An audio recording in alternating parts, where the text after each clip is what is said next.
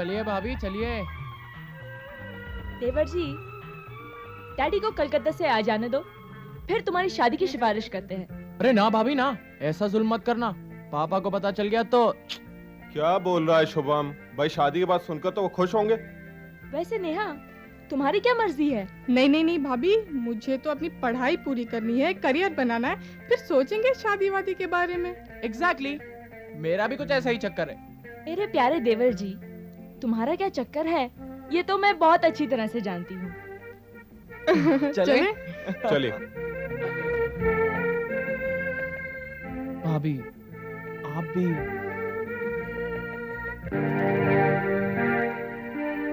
वाह वाह वाह क्या बात है, क्या बात है। आज तो ये जगह गुले गुलजार हो गई है। पीटर, दो रोमांटिक पैर, वो भी एक साथ। गुरु, अपना तो आज इस रेस्टोरेंट पे आना सफल हो गया। अबे मेरी तो लाइफ सफल हो जाती यार, अगर ये चिड़िया फोर ना हो गई होती।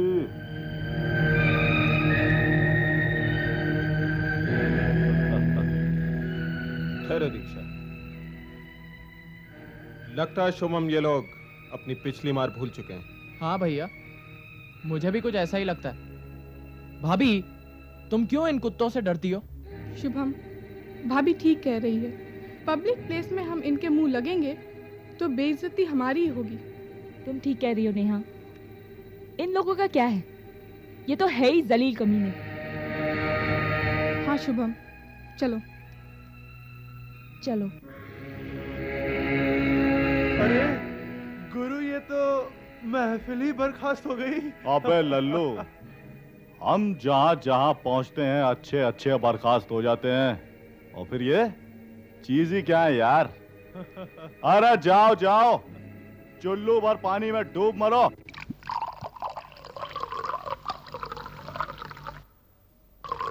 गुरु, पानी और डालू के बस। बस बस रे मक्खन, बस पहले ही पैसा पानी की तरह आ रहा है यार। शराब में पानी बढ़ाने की क्या जरूरत रे पागल। गुरु, जितना खींचा जा खींच लो, गंगा बहरी है, फिर कभी मौका हाथ लगे न लगे। मैं मक्खन कभी कभी मौका ऐसा बनाता है कि दूर दूर तक सूखा पड़ने लगता है। रशीद बादशाह अपनी किस्मत की हरियाली पे सूखा नहीं पड़ने का अपना बंदोबस्त ही ऐसा कर रहे हैं। एक एक फ्लैट 3-3 आदमियों को बेच रहे हैं। चुप करो, दीवारों के भी कान होते हैं, समझा? माफ करना भाई, जबान फिसली गई। अबे मक्खन, जब जब तेरी जबान फिसली है ना, हम ऊपर से नीचे को आ गए ना। तो भिजो उसकी काली जुबान पे। नौबत मियां मेरे नाम की खींच के लगाया इसके। क्यों भाई, बड़ी मस्ती छन रही है, खूब मजे हो रहे हैं। हाँ खूब भाई, क्या हाल है? अजी तुम भी खूब वक्त पे आए जी। पैर बढ़ाओ भैया। इसमें पूछने की क्या बात है, कम वक्त बढ़ा। नहीं नहीं, मेरा मूड नहीं है पीने का। अरे नहीं नहीं खूबचंद भाई, क्या बात करते हो, मूड बढ़ाने के। अबे कम वक्त तो क्यों भले चंगे आदमी को शराबी बना रहे हो? हैं? ये सब छोड़ो यार, तुम लोग ये बताओ कि तुम लोगों का कामकाज कैसे चल रहा है? चकाचक चल रहा है जी। रोजाना 8-10 बकरे हलाल हो जाते हैं। तुम लोग ये बताओ कि तुम लोगों का कामकाज कैसे चल रहा है? चकाचक चल रहा है जी। रोजाना 8-10 बकरे हलाल हो जाते हैं। इसका मतलब तुम लोग कुछ ही दिनों में लखपति बन जाओगे। और ये सब ऊपर वाले की कृपा है। यूं बोल, मेहरबानी है अपने सर जी की, समझा? सौभाग्य हमारे जो आप पधारे सरकार। विराजिए। हमारी कुटिया पवित्र हो गई आपके चरणों की धूल से। सरकार क्या लेंगे? मुद्दे की बात की जाए ब्रिज बिहारी चौमड़िया, स्कूल में इतनी इन्वेस्टमेंट करने के बाद हमारे प्रॉफिट के चांसेस क्या हैं? बिल्कुल डबल है सरकार। वैसे ब्रिज बिहारी, हम चाहते हैं कि स्टूडेंट्स के एडमिशन के लिए डोनेशन बढ़ा दी जाए। आपकी चाहत सर आंखों में सरकार। हमें अपने यहाँ स्कूल में एडमिशन देने के लिए ज्यादा डोनेशन लेना ही चाहिए, ये मैंने फैसला किया है। इसकी वजह है ना सरकार, हम हर साल अपने स्कूल का रिजल्ट 98% डिक्लेयर जो करते हैं और उसी से अपने स्कूल की रेपुटेशन है। भले ही सरकार वो रिजल्ट बोगस होता है। और क्या है सरकार, अगर डोनेशन जरा कम हो तो लोगों की नजरों में स्कूल का स्टैंडर्ड बहुत ही लो हो जाता है। ठीक है, डोनेशन बढ़ा दो। एक बात और सरकार, मैं स्कूल के हर बच्चे के लिए कंपलसरी कर रहा हूं कि वो अपनी ड्रेस और कोर्स की किताबें स्कूल द्वारा की गई फिक्स दुकानों से ही खरीदें। इससे फायदा? अरे फायदा सरकार, हर दुकानदार से अपनी कमीशन जो तय होगा।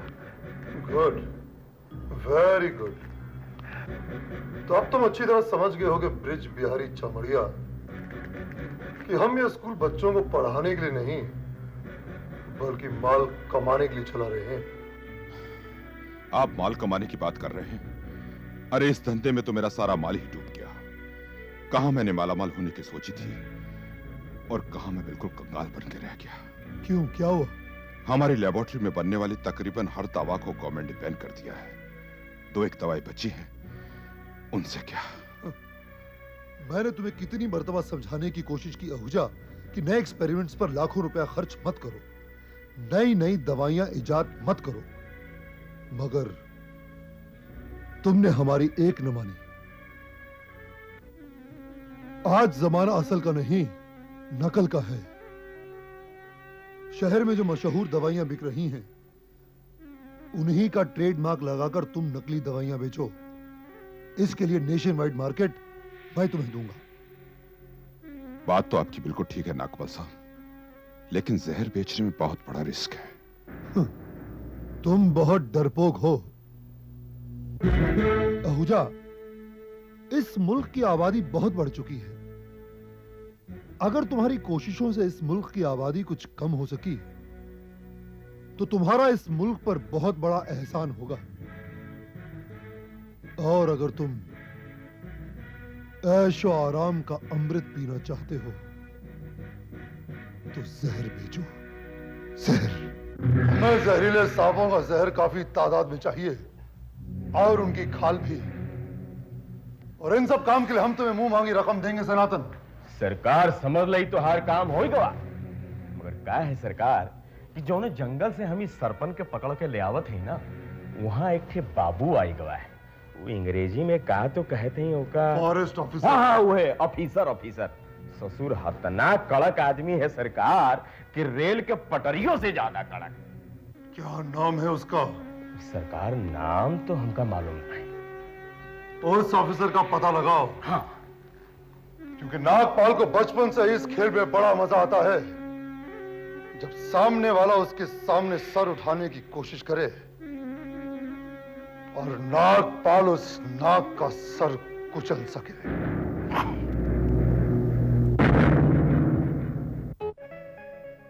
सुनंदा, आज तुम खुद ब खुद चलने की कोशिश करो।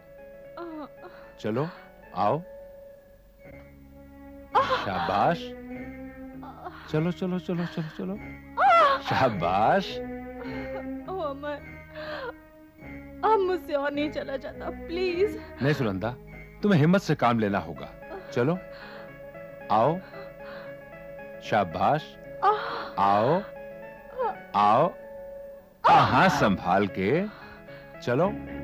हाँ, सुनंदा सुनंदा सुनंदा। शाबाश। अमर, मैं थक गई हूँ अपने आप से और इस बीमारी से भी। सुनंदा, तुम्हें थक कर रुकना नहीं, चलना है। मेरे विश्वास को तोड़ना नहीं है सुनंदा। सुनंदा, नहीं अमर। अच्छा, आओ आओ। शाबाश। आओ आओ।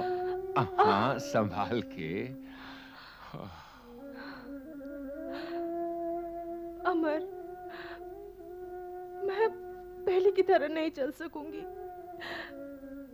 जिंदगी भर यूं ही अपाहिज रहूंगी। तन का अपाहिज तो ठीक हो सकता है सुनंदा, लेकिन मन का अपाहिज कभी नहीं। देखो सुनंदा, बीमार सोच आदमी को हमेशा के लिए बीमार कर देती है, लेकिन तुम्हें बीमार नहीं, अच्छा होना है। तुम्हें अपनी सोच को बदलना है, अपने आप को इन हीन विचारों से आजाद करना है। पर मैं अपने आप को इन विचारों से कैसे मुक्ति दिलाऊं अमर? मैं तो जिंदगी भर तुम पर बोझ बन के रह जाऊंगी।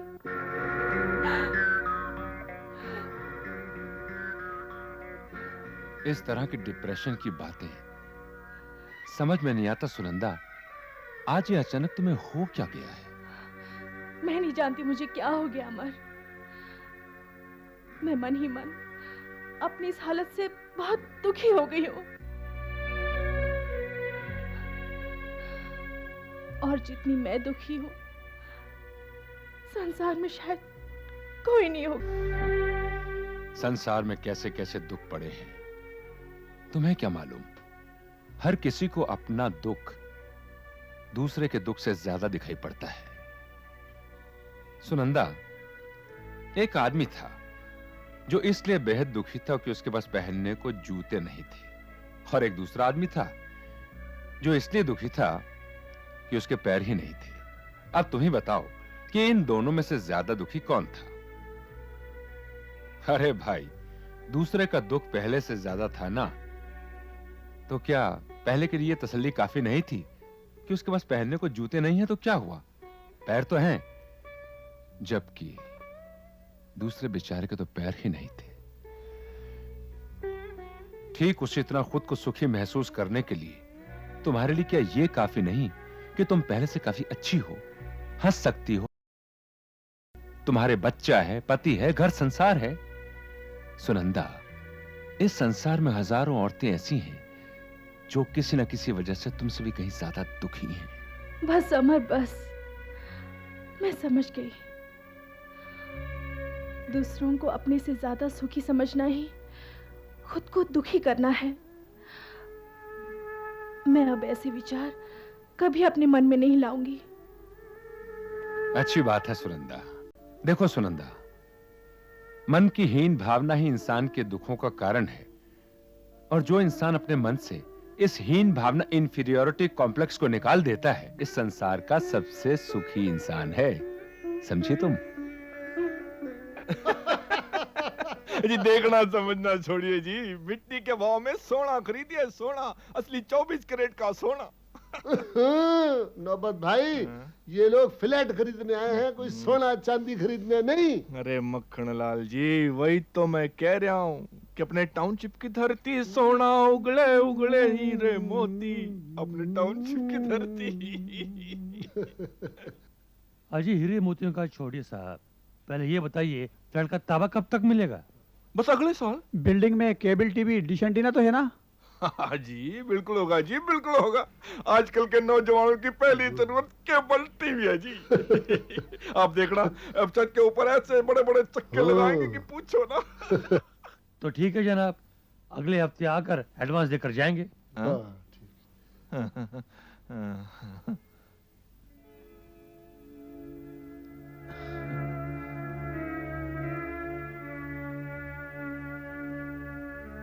आओ जी, आओ जी, आओ जी, बैठो जी, बैठो जी, आओ जी, आओ जी, बैठो। बैठो बहन जी। हाँ जी, आज्ञा जी। मेरा नाम मोहन राजा राम लोखंडे है। चंद्रा साहब ने आपको फोन किया होगा। आपको एक रूम किचन वाला फ्लैट चाहिए था? जी हाँ, जी हाँ। लोखंडे जी, चंद्रा साहब आपको कंसेशन में फ्लैट दे रहे हैं। बुकिंग की पेमेंट तो लाए हैं ना? जी हाँ, ये देखिए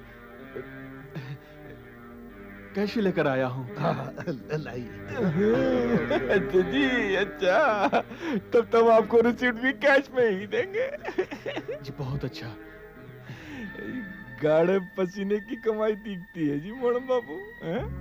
जी गरीब आदमी है, दागिना बेचकर ही ये पैसे लाए हैं। बस यूं समझिए कि जिंदगी भर की कमाई से ही ये फ्लैट खरीद पाएंगे।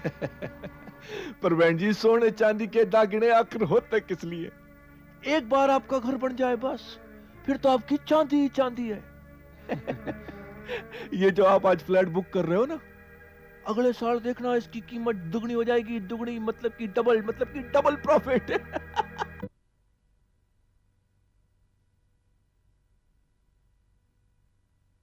बात तो तुम्हारी ठीक है बेटा, मगर ऐसा आदमी मिलेगा कहाँ? है एक आदमी, शुभम। हाँ, वो तो अपने घर का बच्चा है, लेकिन अभी तो पढ़ रहा है वो। डैडी, पढ़ाई के बाद वो किसी जॉब या बिजनेस को अपना करियर तो बनाएगा।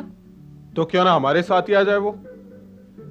भाई ये तो तुम लोगों ने उसके बारे में सोचा है ना, पर वो अपने करियर के बारे में क्या सोचता है इसका क्या पता? तो डैडी बात कर लीजिए ना उससे। ठीक है, मैं इस बारे में पहले अमर साहब से बात करूंगा।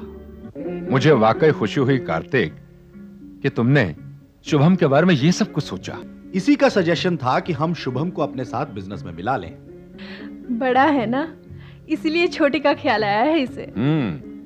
लेकिन बेटा तुम तो जानते हो कि शुभम अभी पढ़ रहा है और उसके बाद कितना पढ़ लेगा भाई? इतना पढ़ के कौन सा करियर बना लेगा? 8-10 हजार रुपए महीने कमाएगा ना, हमारा तो लाखों का बिजनेस है। अरे वाह बेटा वाह, तू तो बड़ी बड़ी बातें करने लगा है। हाँ सुनंदा, अपना रजत है भी तो बड़ा बिजनेसमैन, हर बात को प्रैक्टिकली सोचता है। तो डैडी आप शुभम से कहेंगे ना कि वो बिजनेस में हमें ज्वाइन कर ले? देखो बेटा, तुम्हारी ये बात मैं उससे कह जरूर दूंगा, लेकिन अपने मुतालिक कोई भी फैसला करने का पूरा हक शुभम को है। मैं अपनी मर्जी उस पर नहीं थोपना चाहता हूँ। अमर, मैं समझती हूँ शुभम को रजत का साथ देना चाहिए। हाँ मम्मी, आप ठीक कह रही हैं। अच्छा रजत बेटे, भाई हम तुमसे बहुत नाराज हैं। तुम हमारी बहू को साथ में क्यों नहीं लेके आए?